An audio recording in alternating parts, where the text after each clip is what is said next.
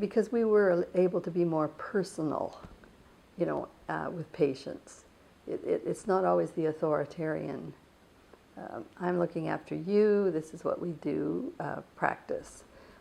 So, I mean, that's the thing about music therapy groups, that's often on equal basis. You're in, working in a circle kind of thing so that you all have a say. Important things like that. There's some choices in your program. For example, I always tried to give a simple thing like putting the instruments on the chairs before people came so that they could choose which chair they wanted to, instead of handing out instruments what you thought might be good. So definitely the drug therapy was one of the major therapy out there.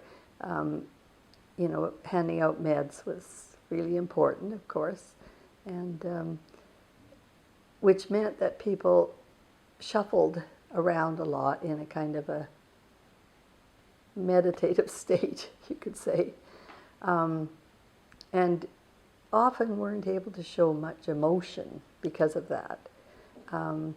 So that was a big part.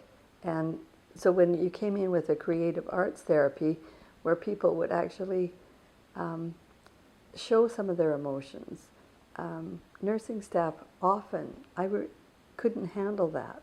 And I remember once having a lady, a very sophisticated woman who was European music, classical music was really a big part of her life before she was in the hospital.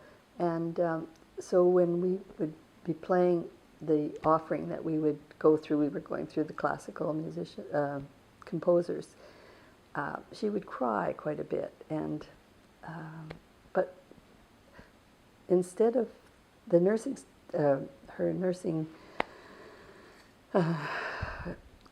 companion, instead of realizing that that was a great release for her and an expression of her emotions, felt it was a negative thing, and in the middle of a piece she would say, well, I think that's enough, we've got to go now.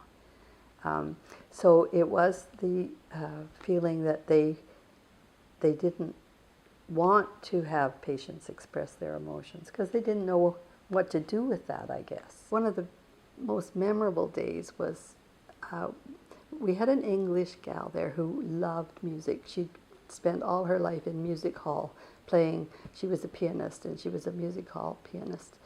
And so I did a lot of work with her, and one day I arrived to find that she had died, and it really broke me up because I guess I hadn't been expecting it for some reason. And so I burst into tears in the hallway, and some of the other ladies were there at the time, and honestly they were so caring. They took me in.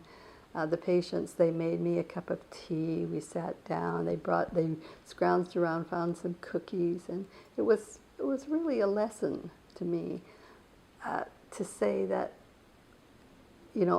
we shouldn't always be thinking we have to take care. We should give people a chance to take care of us sometimes too.